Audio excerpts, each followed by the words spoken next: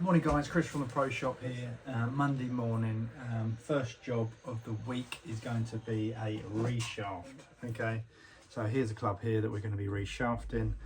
I'm just going to try and show you the steps and also some of the thought process that's involved with trying to get this club back to as close as possible its original playing state, and I don't mean in two pieces.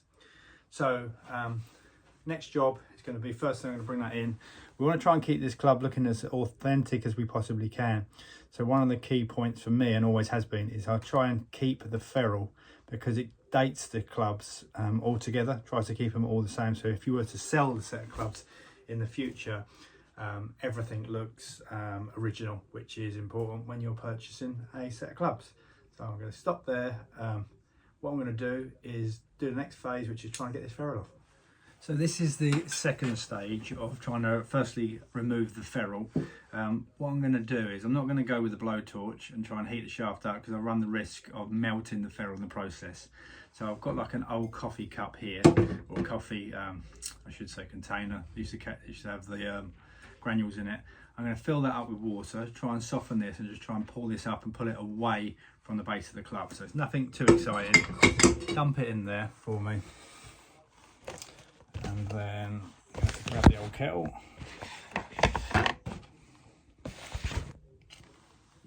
Just juggling everything at the same time there.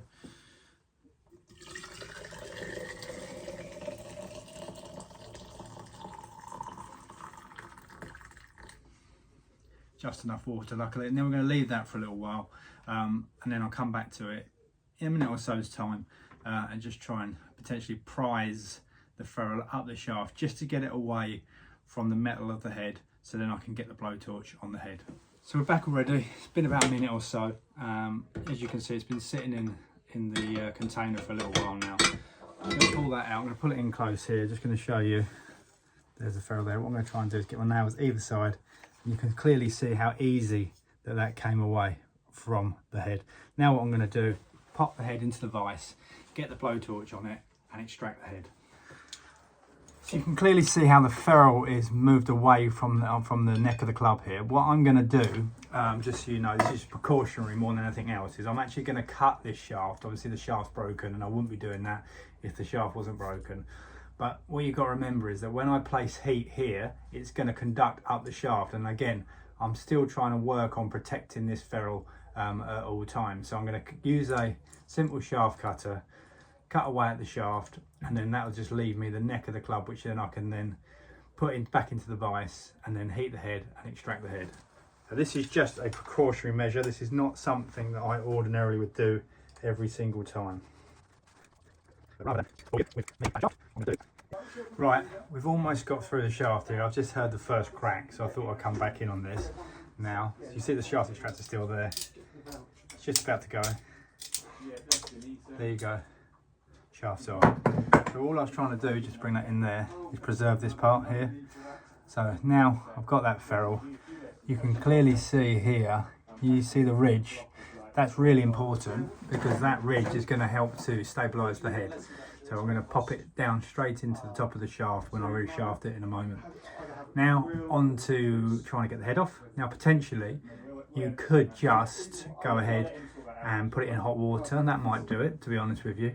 However, we're going to try and speed the process up, pop it in the vise, put the Bunsen burner on it. Be really careful when we're doing this. You got to keep continually moving the heat, but I'll talk you through that in a moment. So this bit takes you back to being at school. This is like your science days. So let me just show you what I've got. I've set the club head up in the vise already. Okay, so I've got the shaft nice and tight. You can see that there. I've got a cloth ready. Why have I got a cloth ready? As I heat the head, what you're going to find is the heat's going to go down here. You do not want to be touching this with your hands at all. It's actually quite warm already from the fact that I just had it in hot water. I'm going to heat that up. You can generally tell when the glue breaks because it's generally like a little popping sort of sound. However, what I would say is that you can also just give it a tug. One of the reasons to try and get it early, and this is the reason I like to get it early, is I don't like the smell. I don't like the smell of the burning glue as it comes off. If you're in a closed environment, that's going to be important, based around the fact you don't want your shop to stink. So it's really important that you keep that to a minimum. So let's get started.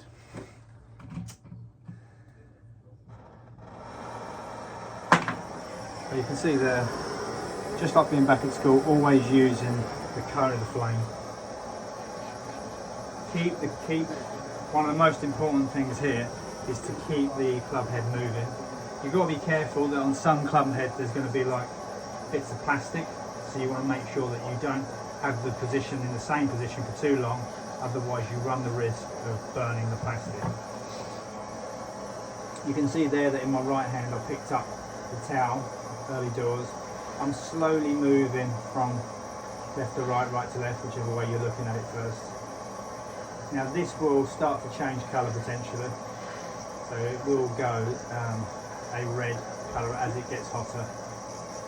But I'm just trying to listen for the sound of the glue popping in here. You might even see the smoke go as this one goes.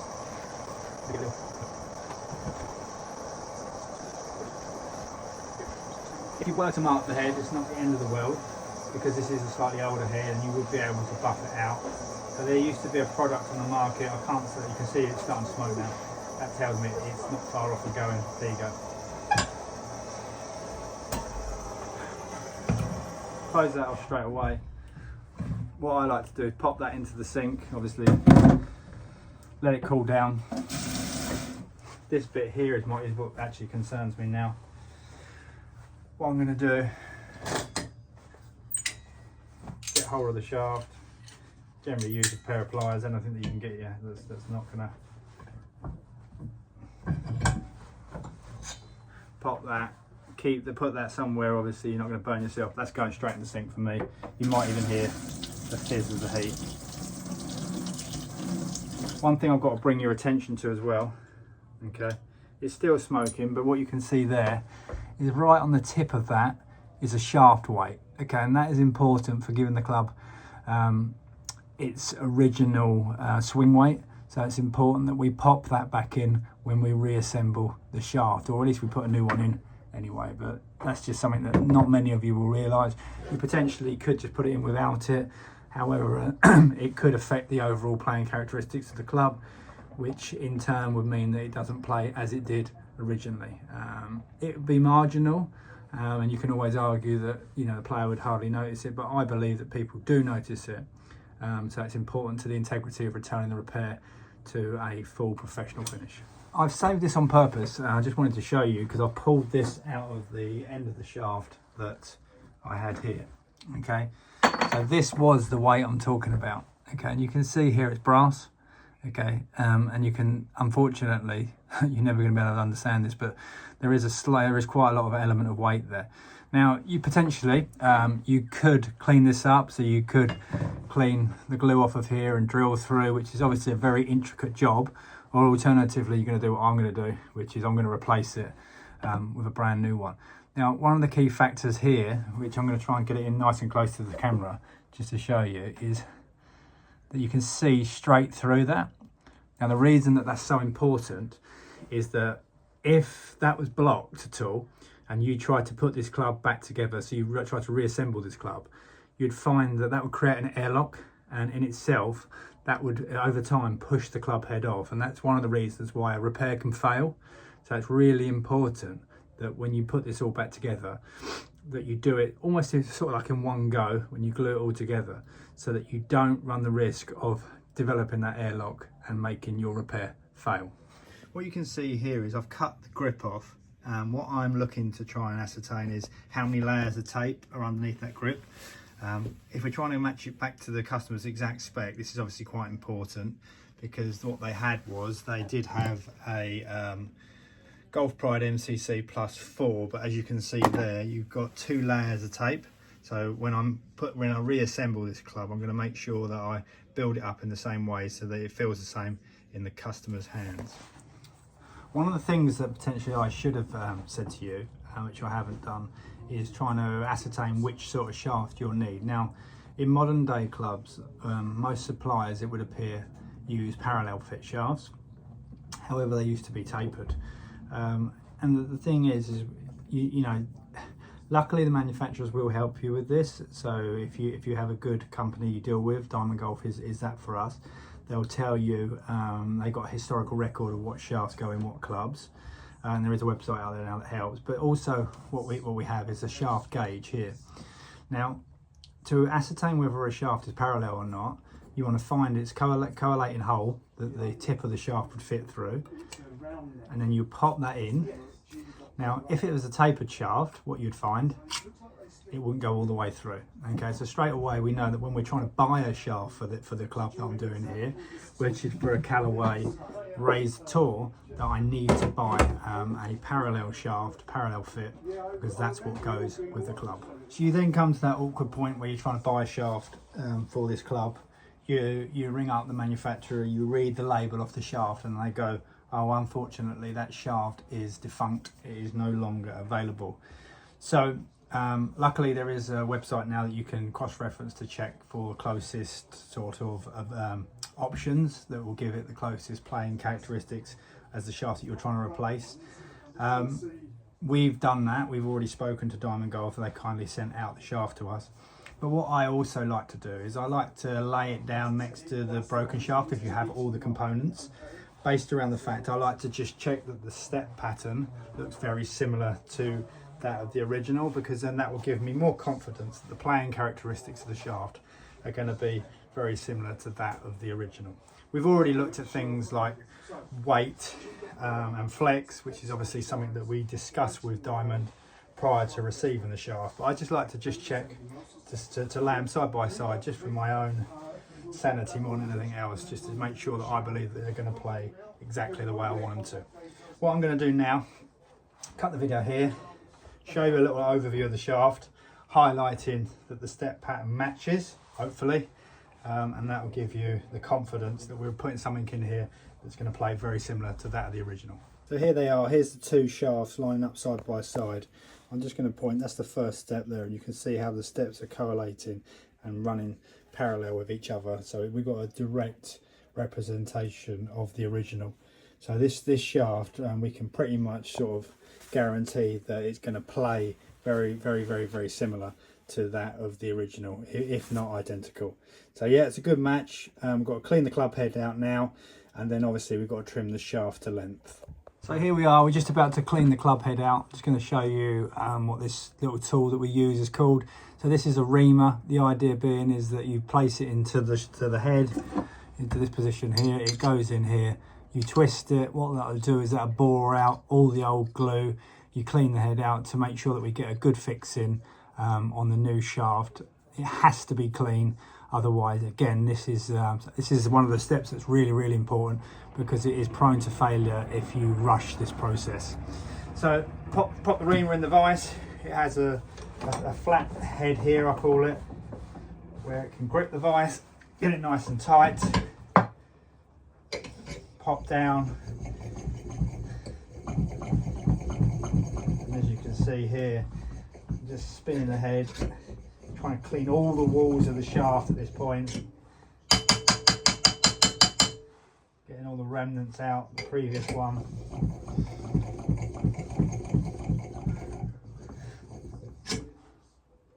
So I'm going to come in again and show you this. So that's the shaft as it is. I've tapped that out, but I mentioned this to you earlier about this step point here. The reason being is I'm going to put them two together here. You can see how they go nicely close together. One of the problems that often happens, and I've seen, is sometimes I'll use like a Stanley knife just to wiggle around the rim here, just to pull out any extra excess. I will do that with this one, but obviously I'm not going to film that process. But yeah, we're almost onto the point of being able to put it together. I've just got to cut the shaft to length, so it's ready to go in. Right guys, I've marked on the shaft where I need to cut it at this end, but what I'm going to do is I'm not actually going to cut it, not until I finish the hole repair, because what I like to do is it's nice to know that, but I just want to make sure that when I put the 6-iron to one side of it and then I put the 4-iron to the opposite side of it, I'm just going to make sure that the spacing is exactly right. This is a bit of a trick that I picked up over the years, really, because you need to we have to rough up the bottom end of the shaft to make sure that we have a surface that will key with the glue and the hosel. So it's really important to understand how far up the shaft you can start to strip the outer layer off. So what I do is I tend to sort of like just find something that I can use to measure it. I'll then just take a simple piece of tape, and then what I'll do is I'll pop that on the shaft, spin it round, and now I know that when I go with the grinding wheel, I can only grind up to that point there. Okay, so now what I'm going to do is I'm going to grab the grinding wheel out and just clean this bottom bit up prior to gluing. So here we are, I've got the grinding wheel all set up. It's going to start grinding away. If you're doing this bit, what you should be wearing is protective specs, which is really important. Obviously your eyes, you're going to get one pair of eyes. Just try and make sure that you look after them. I'm wearing my glasses. To be fair to you, what I'm going to do, I'm actually going to stop, and I'm actually going to put some protective specs on as well.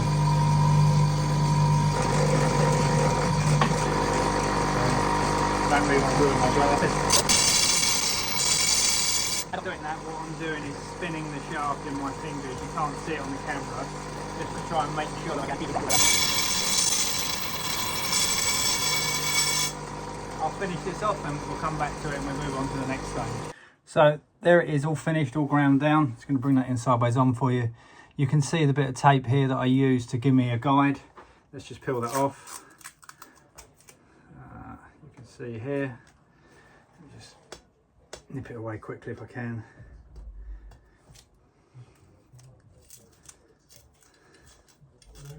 Cool. There you can see this. It gives me a nice clean line for me to be able to put the head together. I like to, before I do it for real, I like to what I call like a dry run. I pop everything together. Something I've done in the past and made this mistake. I put it all together and forgot to actually put the ferrule on, which then makes it a really messy process, because obviously you have to get your fingers all dirty due to the glue. Slide the ferrule on here. You can see that it slides up. It's nice and tight. Pop it onto the head there, and you can clearly see here, what I like to check is that we get a nice tight seal on this point of the club here, right down at that neck. Okay, that's super important. Obviously we do this prior to putting the glue on. When you're doing this for real, you're gonna have to make sure that you get the shaft details exactly where you want them. For a lot of people, they don't want to see those details. And to be honest with you, manufacturing wise, you would find that it would always lay on the back of the shaft. Some people, if it's their first ever reshaft, they put it on the wrong way around, and obviously the detail on the shaft is visible. It's slightly off-putting for the player, so just make sure that you get that detail right. Now what I'm going to do, mix up the epoxy resin, and then glue it all back together and then leave it to set. So this is the worst bit for me from a club repair point of view, because I hate the glue. So you've got to just try and make sure that when you mix the glue up, you get it to a nice consistency. It's a two-part glue, so you'll start to see the glue changing colour. I'm just using an old scorecard here, and you'll start to get a feel for the consistency of the glue. I'm going to try and bring that in as well, just to show you that. You can see that that was clear to begin with. You can almost see that it's translucent. It's not now. It's almost got a whiteness to it. You can feel the stickiness to it. We've got all the parts here that are ready to go. I'm going to put a little bit of glue on that first, around that, and then push that into the tip of the shaft. What I'll then do is put obviously the glue down the club head, and then I'll also put some glue on the shaft. I'm not going to speak whilst I'm doing this, unfortunately, because I am trying to concentrate and avoid getting any of this glue onto my fingers.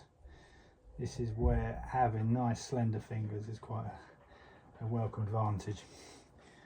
I will put a little bit, as I say, I use just an old screwdriver that I have hanging around. Pop that down the tip of the shaft there. That's nice and clean from previously. Slide that in. Okay, now pop that there. The glue is going to run backwards down the shaft. There is not a lot of glue there anyway. Now I've got some here. This process, you know, I can be a little bit, I'm not going to say slapdash because that's not me at all, but I certainly would be very careful if this club was brand new, literally had not been used at all. As this one has, obviously it has its battle scars, we call it, so I can be a little bit less cautious, so to speak. A bit more, as I say, I'm going to move that ferrule up, just recent, I think officially last Monday, Christopher emailed me and said it'd be valid on last Monday. So. There you go. Just popping the last bits on. I mentioned to you earlier about making sure that shaft's aligned correctly. Okay, and that's going to be really important. All pushes together now. There we go there. What I'm going to do, just use a little rag that I have laying around. I'm going to use that just to clean off the excess. Okay, obviously because that's less work for me to do in the long run. I would also check the alignment on the shaft. I'm looking down the back of the spine of the shaft. I like to give it a few taps at this point. I'm going to bring that in nice and close for you to have a look at. You can see how nice and tight that is. I'll give that a nice good clean up in a minute. I just want to again just check where that detailing is. Going to pop that back up onto the back bench. Leave it in position and let it dry. We'll come back to that. Once it's dry, I need to clean up the ferrule and I'll show you how to do that. Clean up the shaft and then just finish off cutting it and regripping it. Head's all secured to the device. It is glue's fully set, was what I should have said. That's what I did mean. Bring that in close to you. We've got obviously some finishing to do and I'll come on to that in a bit. However, now what I'm going to do, I marked it earlier. I'm just about to cut, you can see that orange mark. I'm about to cut to length, so I'm just going to use my little shaft cutter and cut that down. I'll show you how I position it initially. I won't go the whole way because it just takes a little bit of time. But yeah, now we just get that in position, open up the cutter.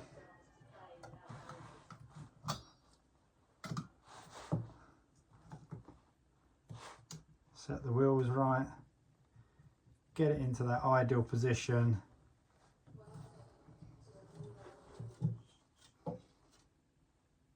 Cool. And then from there, just continually tighten the cutter. I'm going to get on with that now. I'll cut that off. We'll cut back in a second. And then from there, potentially, I'll go through the regripping process. And then finally, it'll be cleaning and polishing. But yeah, up to date so far. So shaft is cut now. There's a bit that I just cut off just to show you. Come off nice and clean, and that's the ideal thing of the shaft cutter. I always have a couple of these laying around the place just to make, because unfortunately I misplace them. But now what I'm going to do is just going to go on to the taping.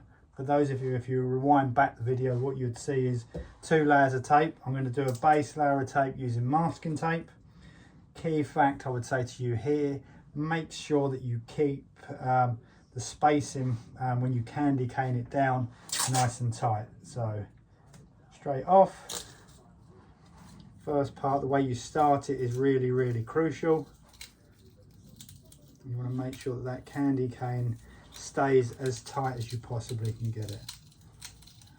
One of the things that I would say to you, obviously I'm concentrating whilst talking to you here, is this top bit's really important. So many people over the years that I've known, they don't pay enough attention here. This has to be tucked round. Why does it have to be tucked round and back in? You've ever wondered why the shaft sort of rusts? Okay, obviously you can imagine that people leave their golf clubs in the bag, it's been raining. If you can protect the top of the shaft and not let rust penetrate it by actually doing this job properly in the first place, you'll find that the shafts will last longer as well. Whilst I'm doing this job, as I'm going down, I'm very mindful of not over taping and wasting tape. So you'll see I constantly will check. With a steel shaft, this is less important. You know, I don't want, and what I mean by less important is that it doesn't really matter if I tape too far down. However, because it's very easy, I'll just use a Stanley knife and nip it off at the bottom. However, with a graphite shaft, it's really important that you get your lengths correct because you don't want to be cutting, having to just tidy up around the base of the shaft, because graphite, there is obviously, you don't want to damage the shaft, I should say. There's nothing other reason than that. You can see how close my sort of taping is there. That's something I think that you generally will get better at over time. You could use 2-inch tape. For me, I've never really liked using 2-inch tape, based around the fact that when it comes round to the back, it ever so slightly sits over and it potentially could create a ridge, and you might be able to feel it. For some people it's a quicker way of doing it, but it's not the way that I like to do it. Now I'm putting the main layer on, which is the grip tape. I like to use this grip tape. It's just my chosen brand. There is a crinkly one which I've seen and used. I'm not so much of a fan. It feels a little bit thinner and it tears quite easily. So I'm just going to start this off. Again, for me, I like to keep my taping really close, which is what I didn't do on that first one there.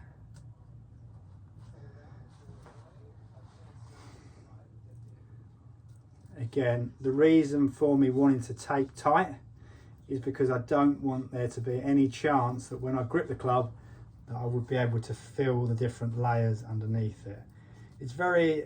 It would take a lot for you to be able to feel that. However, for me, I just don't ever want to make that mistake. It's just the way that I see things. You know, I try and make sure that when I do my repairs that we do it to the highest standard that we can. Cool. That's done there. Fantastic. So that's ready to go. So we're ready to use the white spirit and to pop the grip on. What I'm going to do is pop the grip on, and then we'll go back to the cleaning process and back to the finishing process. Got the white spirit set up, so I've got some in the cup, in the jug I should say. Just going to peel the top layer off. Something that I mentioned to you a minute ago, just don't forget, so when you seal that over, just signal it back on itself, turn it back on itself.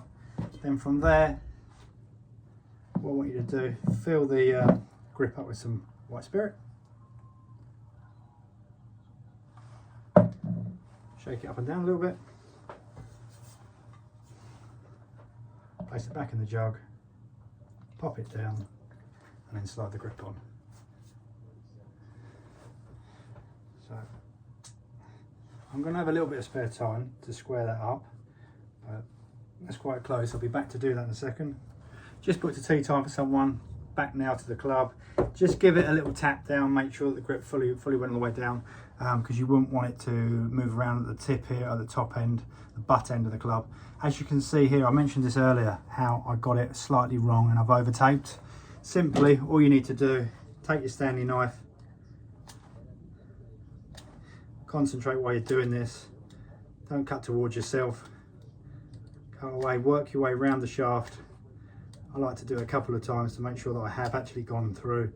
I generally use a blade that's slightly more worn whenever I'm doing this sort of thing anyway, based around the fact that I don't want to cut myself. Pull that off.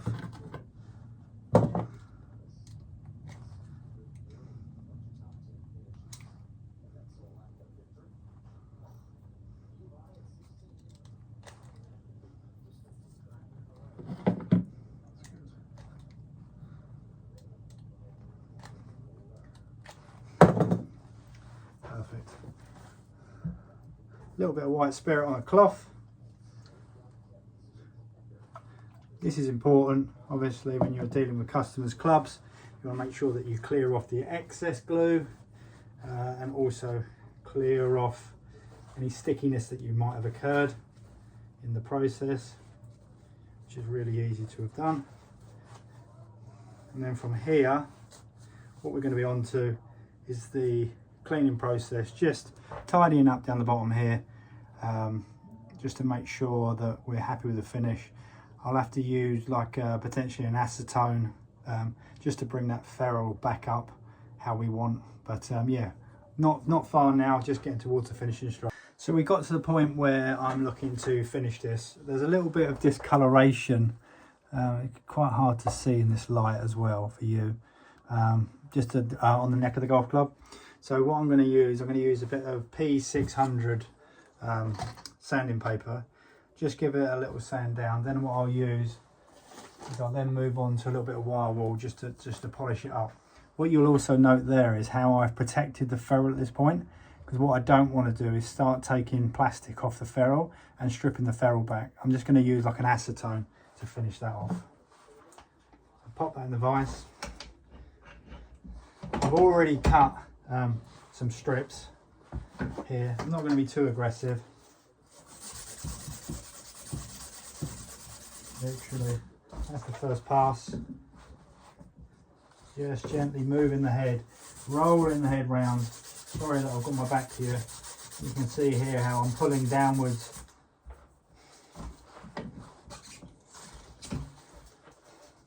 It's a shame that I'm left-handed at this point. I should really pop the camera potentially to the other side, which is what I will do actually. So yeah, as you can see, just gently letting the sandpaper do the work at this point.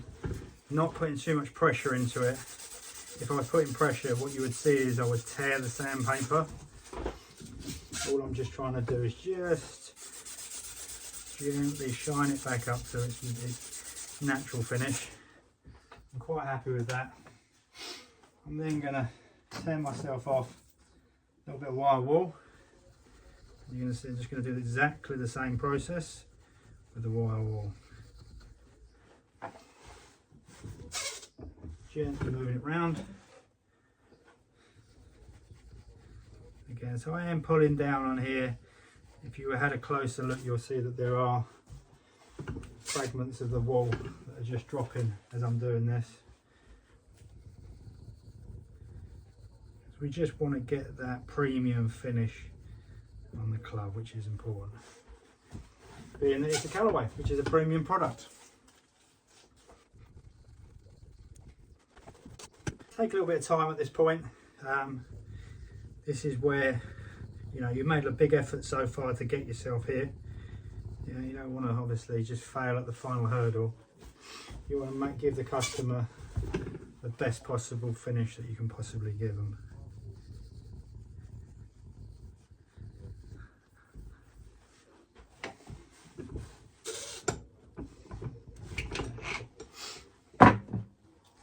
That's good. Okay, so it's going to unwrap the ferrule now. A bit of a pain. Some people may not want to do that. You know, they might see what I'm doing here and think, oh, that's a bit fiddly, having to try and take that tape off. It is, but just for experience, you don't want to be catching the ferrule, because you know, it means that you've practically got to do the whole job again. Especially if you want the finish, that top end finish, you've got to make sure that you protect the ferrule at this point. Potentially, you can see here, I'll be able to nick it just with a little Stanley knife blade. You remember earlier I said that I don't have it too sharp either, just for these sort of jobs and these situations. If it's super sharp, then again, that'd be another reason that it could potentially mark the ferrule. Take that off, and we're almost done. Right, what I'll do now is just going to pop the club down for a second.